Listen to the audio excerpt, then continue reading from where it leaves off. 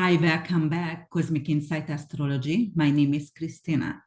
Today, we are here to talk about the Pisces full moon, which is going to take place on September 10th and some places on the 9th already. And I erected the chart by tropical whole sign astrology, and I erected in Miami. So it's going to take place 5:55 a.m. EDT time. So when a full moon happens in the sky, we're going to have the sun opposing to the moon exactly in heavens. The sun is actually in Virgo right now, 17 degrees, 41 minutes, and the moon going to be 17 degrees, 41 minutes in Pisces, because that's the opposite sign of Virgo. It is the second decan, which representing Cancerian energy, and it is in the third dwad, which is representing Taurian energy. So this full moon is not only affected by Piscean energy and Neptunian energy, but it's also affected by Cancerian and Taurian Venetian energy. And we're going to talk about that later. But first of all, we're going to talk about that. What is this full moon going to represent? Let's talk about Pisces a little bit. So what is the key word for Pisces?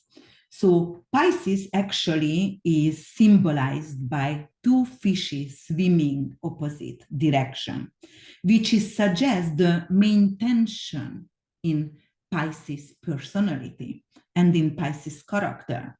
So Pisces people are really kind and they are willing to help, and they could be most likely the best friend for everyone. They are self-sacrificing, very, very friendly, they truly charitable people.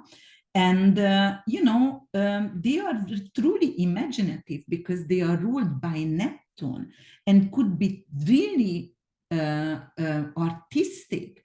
And they are also really sensitive, intuitive, many times selfless, and very compassionate. They could be really otherworldly because of Pisces is the most spiritual sign in the zodiac. So they are not really strong-willed people. So unfortunately, they weak-willed, and they have some issues many times with addiction, or like they are not capable to follow a diet, or because they weak-willed. And they are also could be escapist and sometimes even woke. And unfortunately, Pisces could be easily led as well and easily changing their opinion. So I know that because I do have a Pisces sun sign, and that characteristic could be describe me time to time. So what's going on over here? So here, this moon is going to conjunct with Neptune, which rules Pisces. Neptune actually is the planet of forgiveness, compassion, dreams, lucidity, intuition, psychic ability, also illusion, and sometimes delusion as well, and addiction, but also that is the higher octave of Venus, the higher octave of love. And moon, what is moon in our life? Moon actually is representing our emotion or subconscious, the instinct, and also represent women in general, representing motherhood, the way we were nurtured and the way we are nurturing our offsprings.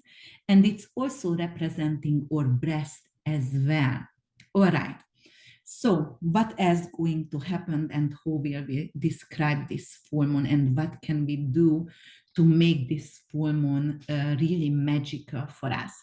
So Neptune, and I'm going to involve a little bit of magic, and we're going to create a potion here together as well, but you can follow. Also Neptune in tarot card, it's ruled by the hanged man, and actually the moon itself represented by the high priestess. So if we check that two tarot card, what could happen, it is representing or inner wisdom and or inner self. And this one is the Hangman, when we are capable to see without open eye. We are capable to listen to our intuition and lead by our intuition. So we don't need to see anything with open eye because of the third eye or the connection with the divine energy going to lead us. So, all right, let's go forward and let's see what kind of other aspects going to happen during this full moon. This full moon is going to sextile with Uranus and North Node. North Node is the mathematical point of the moon. North Node has a Jupiterian energy. It is really optimistic. It is really powerful. It represents growth and good fortune, just like Jupiter. And also the full moon itself, because Pisces is co-ruled with Jupiter and Neptune, so has a Jupiterian energy. It is a positive energy over here, which is representing growth. It's representing prosperity, abundance, wisdom, and generosity. And Jupiter also rules the law. So actually, in some kind of cases, law and feminist movements or some kind of issue with feminism and around children or around, even abortion laws could be actually center of attention, and even spirituality could be center of attention during this full moon. So this full moon is not only going to conjunct with Neptune, with its own ruler on avatar, but it's going to sextile in Taurus with Uranus and North Node. And actually look at that, 17 degrees. Uranus is on 18 degrees, North Node is on 16 degrees, and 17 degrees is the midpoint of Uranus and North Node. Uranus is the planet of originality, independence, unexpected change. It is like a divine insight and also, invention. And Jupiter is really rebellious and truly chaotic. So the moon is going to be the midpoint of these two, the one outer planet and the mathematical point. So and also the moon is sextiling with that. So what can happen? So there is an opportunity in this aspect, right? What kind of opportunity will it bring? So Uranus is rebellion. Uranus is, and because of the moon is ruled by Jupiter, it's law. So it could be a movement, an independent movement, a protest for women's rights, or it could be something with career, because Jupiter rules career as well. And it could be something with the equal payment of women or abortion law, something like that. But most likely equal payment, because Taurus is an earth sign and Taurus rules the second house of finance. So equal payment could come up and a protest for that subject.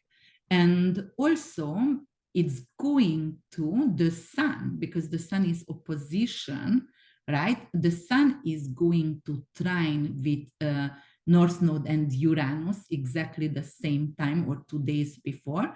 And the sun representing or essential self or individuality or vitality or desire for power. So this kind of rebellious planet over here going to actually grant an opportunity for many to come back and own their own power. So that is definitely positive over here. But what else is going to happen the same day? You have to understand Mercury is going to station retrograde on that day, actually on the 9th, going to start to stationary retrograde. The 10th, it's still stationary. And at night on the 10th, it's going to go to retrograde. So when Mercury or any planet is stationary direct or retrograde, they are really close to the earth. So they magnifying their energies, what they represent in our life.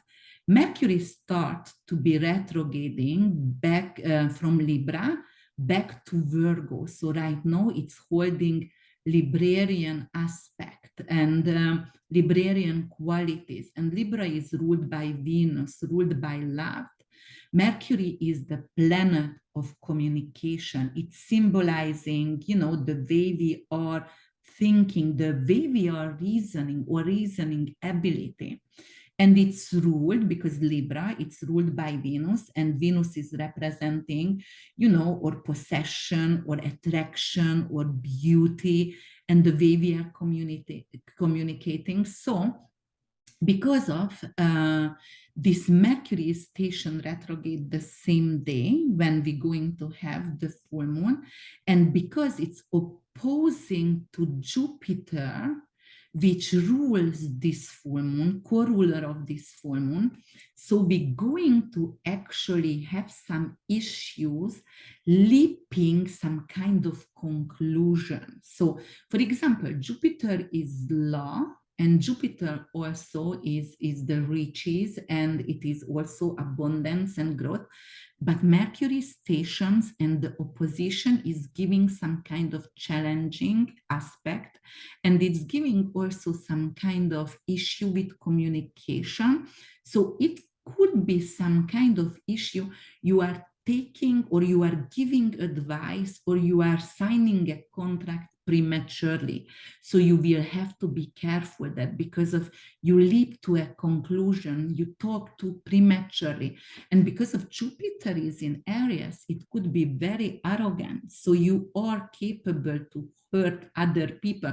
So careful on social media, you know, because of when it's going to go to retrograde, miscommunication is possible. And because of opposing Jupiter in Aries, the arrogance here, and, you know, like way too much confidence. Jupiter has way too much confidence in Aries.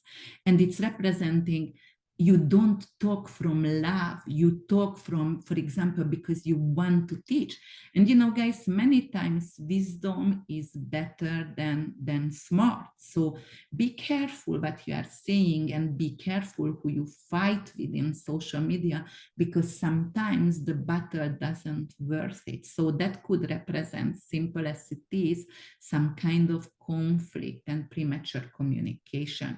And because of the moon is ruled by Neptune and Jupiter, so it's really, really important. All right, so Jupiter, we will learn later on, not Jupiter, Mercury, going to actually oppose Jupiter 3 times during this retrograde season for him.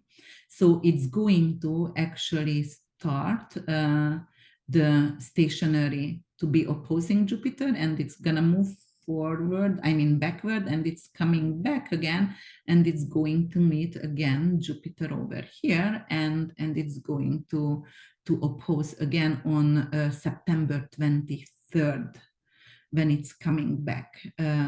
Not coming back, it's not coming back then yet, because October 2nd it's going to station direct, but it's going to definitely oppose Jupiter one more time. So, all right, let's move forward. What else is happening here? So we can go and actually check. Let's see. You see? Okay.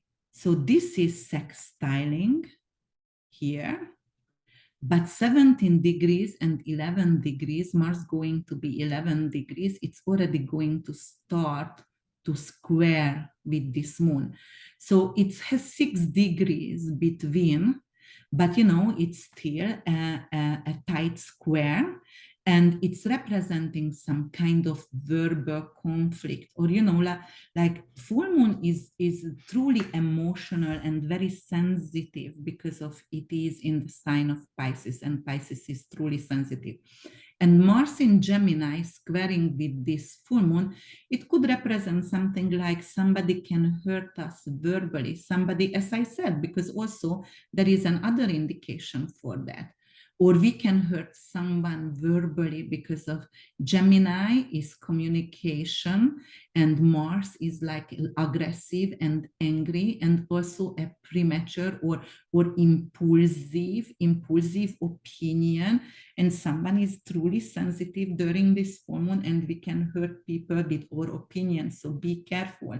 And as I said, Gemini rules social media. Truly be careful. What are you going to put out there? Or actually, you will be the one maybe who got trolled, and they won't like your opinion out in social media, and you will be attacked. So that's definitely could be an energy under this full moon.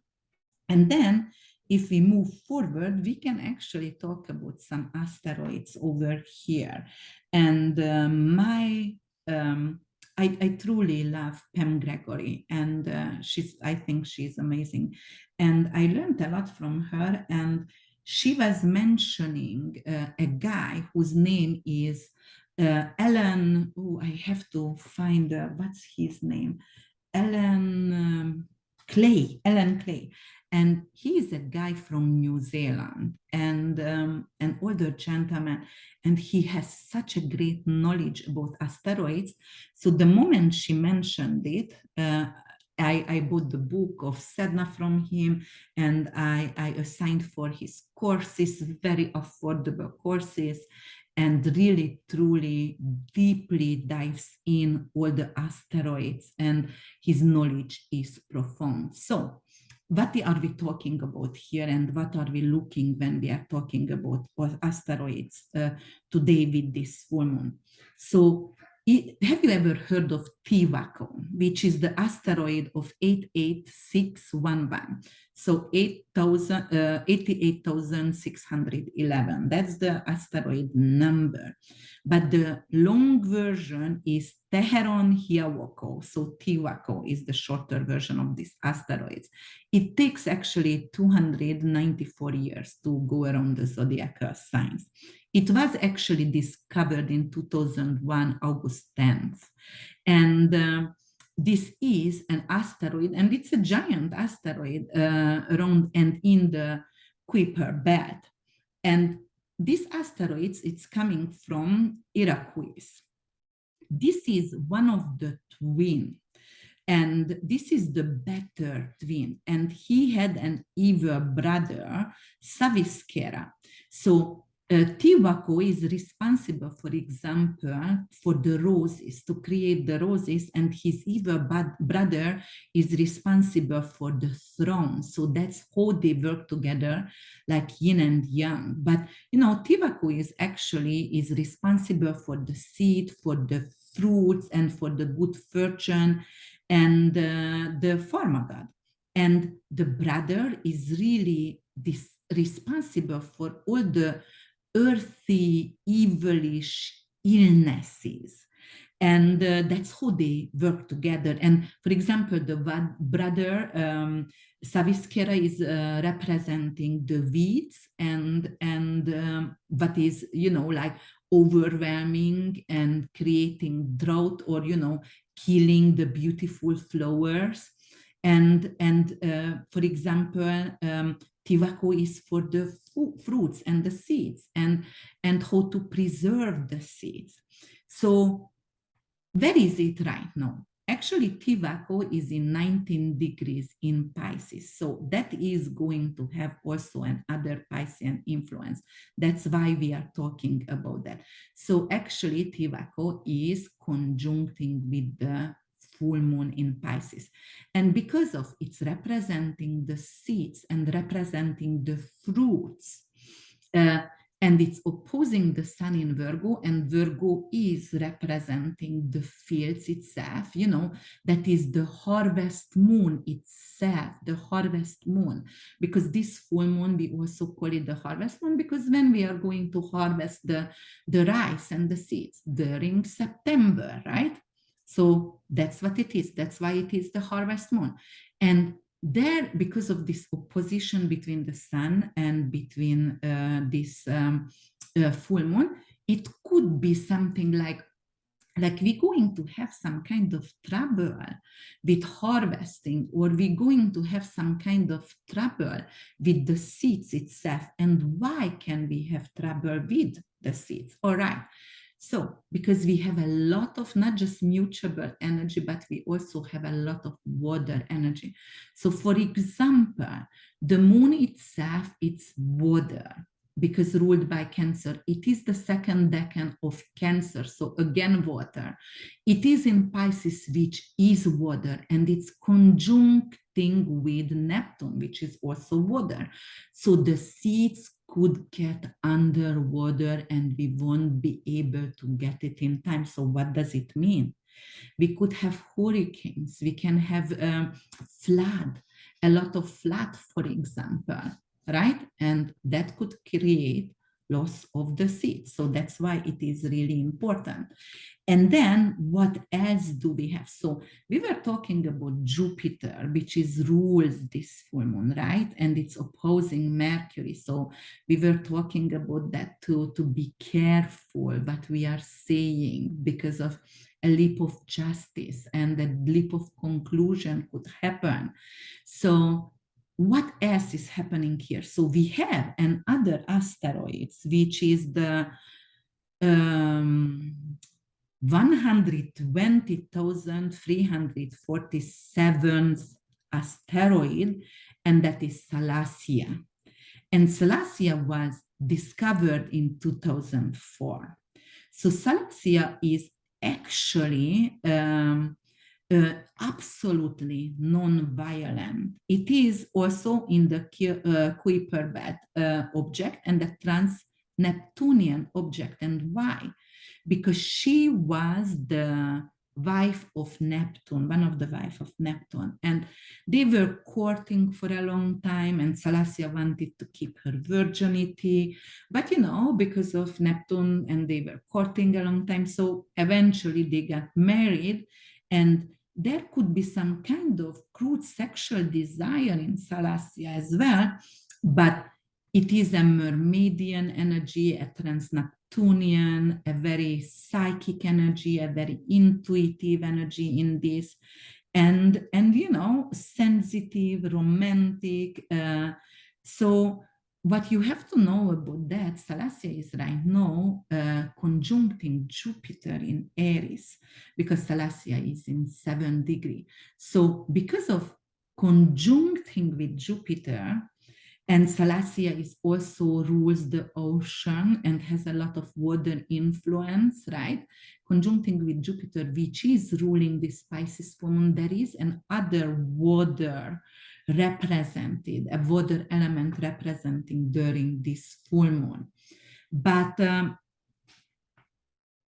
so definitely I would see that it's going to be a lot more flood coming, and we will have to be careful with this kind of flooding energy all over on the earth.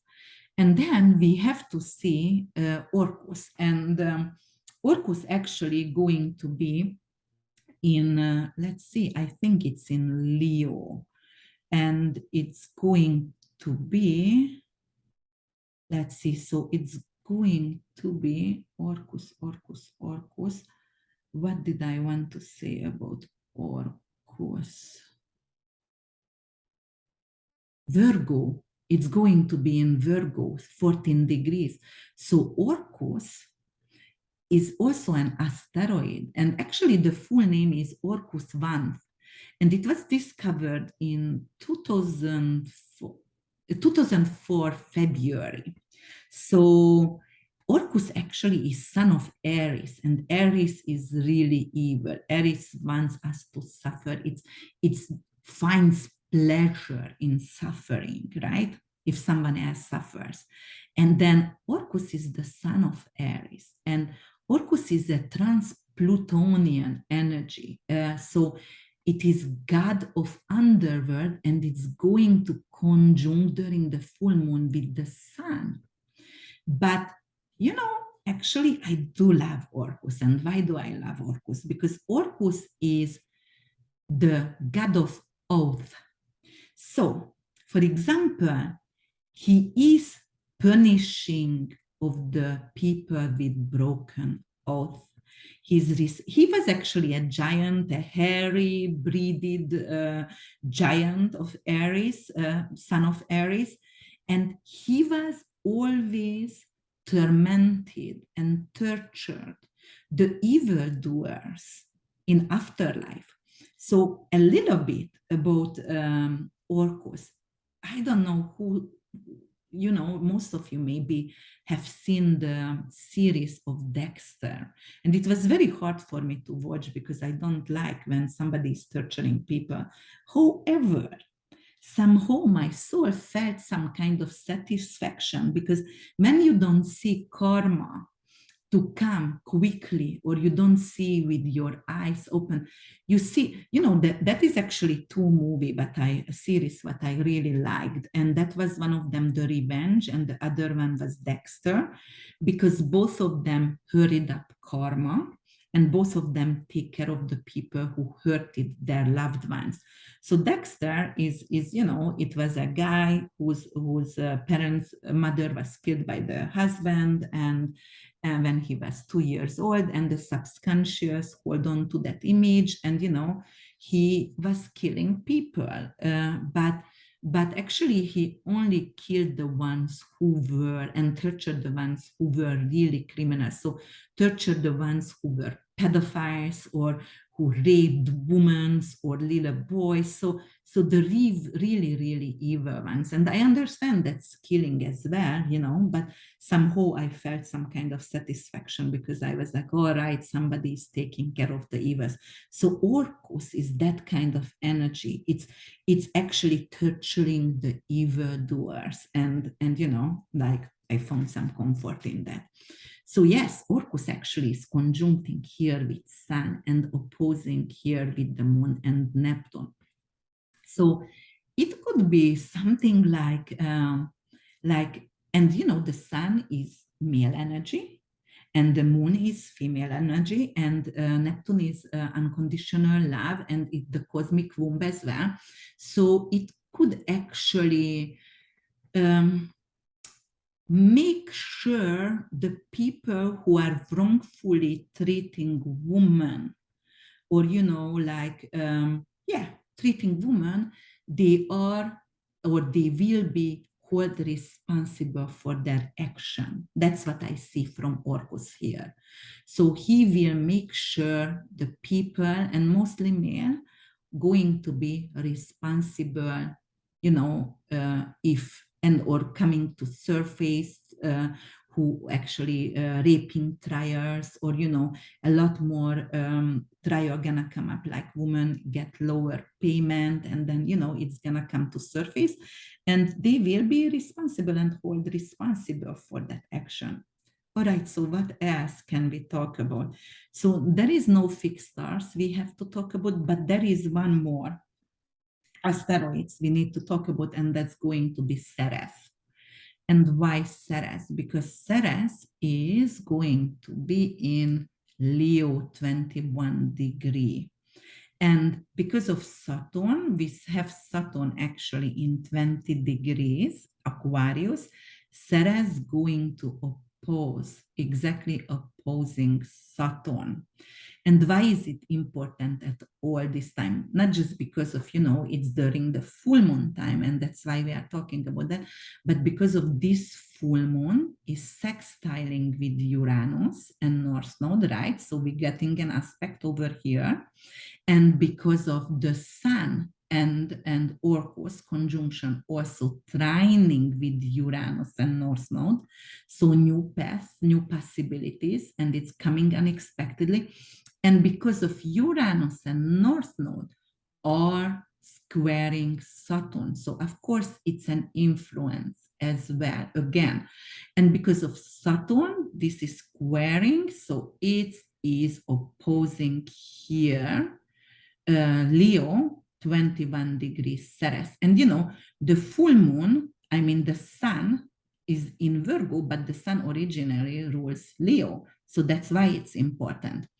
So Ceres is the asteroid of hope, and we are making beers from it. and asteroid of the goddess of agriculture. But Ceres also representing loss because of her daughter got abducted by Pluto, and it's opposing Saturn. So what does it say again? Ceres is the seed. Ceres is the agriculture goddess opposing to Saturn. And Saturn is restriction, Saturn is limitation.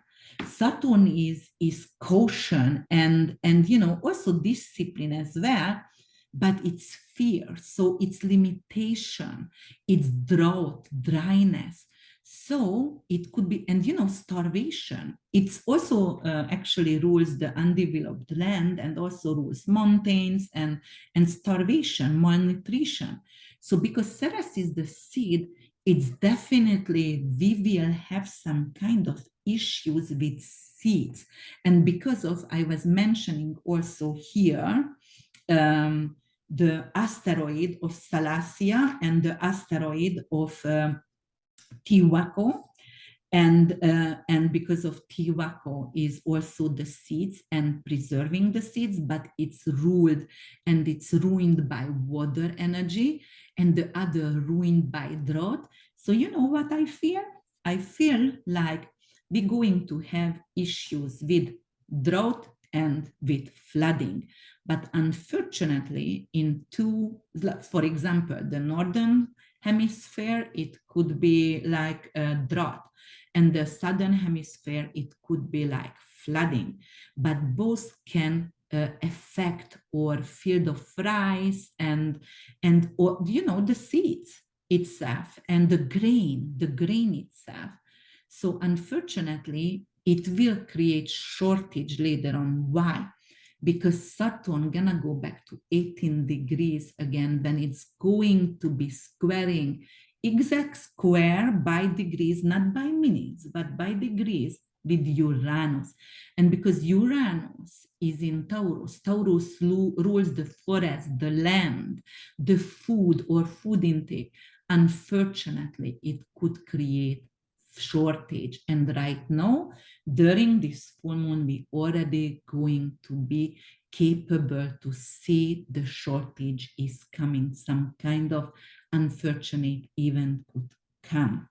All right, but because Pisces is truly magical, and Pisces is ruling using its imagination, and Pisces is truly co-create and co-woven because it's so idealistic, it's so illusional, so capable to live in dreamland, and Pisces are capable to daydream. So I would like to ask you guys to focus on the positive, and we have to try to co-woven together or co-create together this world, and stay and focus on the positive. Try to focus on the positive. So what kind of magic can we apply during this beautiful, magical, Piscean, dreamy full moon?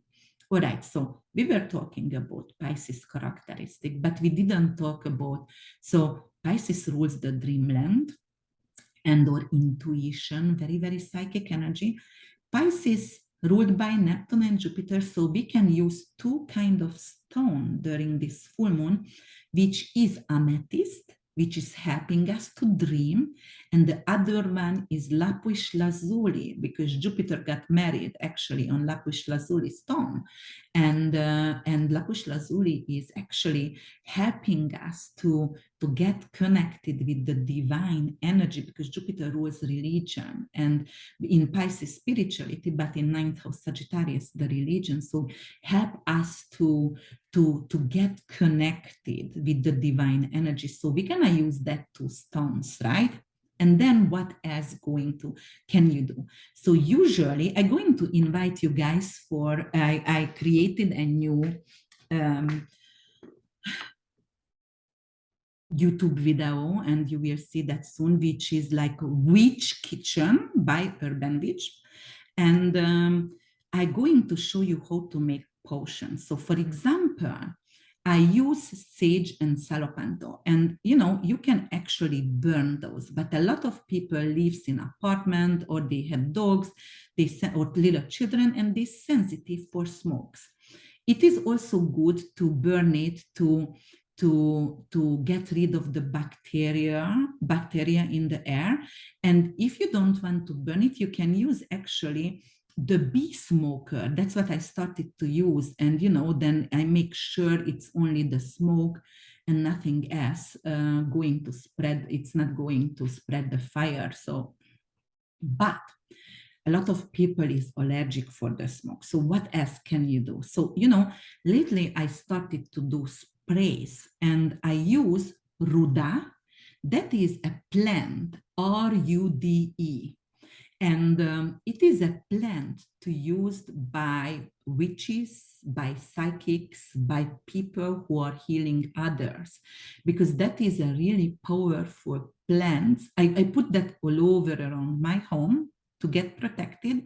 And I have Ruda soap to wash myself off during shower every day, so then getting rid of psychic attacks. But I also have the plant, and when I'm doing my spray, I put sage, dry sage. You can put actually non-dry as well, alive, and then you can put Palo Santo. So just cut up your Palo Santo and put that in the boiling water. And but you don't have to broil it for a long time. Just boil the water, put your sage, your ruda herb, and your Palo Santo in it, cover it, and let it steep for 15 minutes in that water. And then you strain it and you put that in a butter. I use cobalt butter and cobalt blue because it has a very high frequency. And I also drink my water from cobalt blue butter because it's giving you healing. It has healing properties. So I put that in a cobalt spraying butter, and in the butter, I put a stone with lapis lazuli. I put a stone, a little tiny amethyst, because it's ruled by Pisces. Of course, I change the stones. It depends what kind of full moon we have, but right now you're gonna do that with those stones. And I always put one stone of evil eye, like little bits of evil eye in it. And I go around the house and going to spray the house. Because of what is full moon really? Full moon is completion, it's ending. So it's ending something in our life, something what was completed, it's going to close the doors, and you will start something new after this full moon, start to build something new. So you have to get rid of that kind of energy, what was already there, that kind of old energy, the energy that doesn't serve you anymore. So that's why you need to get, you can use that spray and go around the house and chanting. And usually because of Jupiter is coming from, so Pisces is coming from the northeast, and I put my altar over there. And I put lapis lazuli and amethyst when it's a Piscean energy involved. And then I'm going to do my chanting, my drumming, and use sage and use Palo Santo, facing northeast and having my altar on northeast, because that's where the energy coming from. And, if you are lucky to live by the ocean, then you can go and have some salty water. And, Jupiter is the riches. So during the full moon and new moon, I always do some kind of cinnamon ceremony. So first of all, I spread salt around the house, but outside the house if you can, because it's getting rid of all the negative energy, negative emotions, like the moon is your emotion. And you are easy to let go, and you're not going to hold on to something that doesn't serve you anymore. And then inside, you're going to blow in a little bit of cinnamon. And actually cinnamon is also ruled by Jupiter. Why? Because cinnamon is helping the liver and helping with insulin intolerance and diabetes, right? So actually, and it's also representing abundance and richness. So you blow that in from outside to in your door, invite and welcome prosperity and health in your life. And don't worry about dogs and cats, because cinnamon is not toxic herb.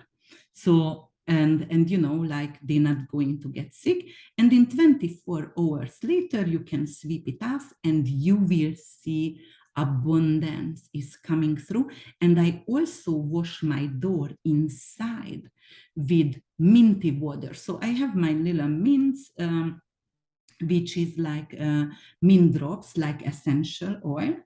And you don't need to use doTERRA because you are not going to consume it. You just wash the door. So you put that in a bucket of water and like 10 drops, and you know, like your little sponge, and you're going to wipe, and it's welcoming the positive energy in. So that's my ritual during full moons. But you know, I always use different stones. So next time I'm going to explain you the other stones we're going to use. All right, guys. So I hope you like this full moon podcast, and I hope I see you next time. And I'm going to do soon the 2023 forecast for each sign. So look out for that and stay connected. Please comment and like and subscribe. I really, truly appreciate.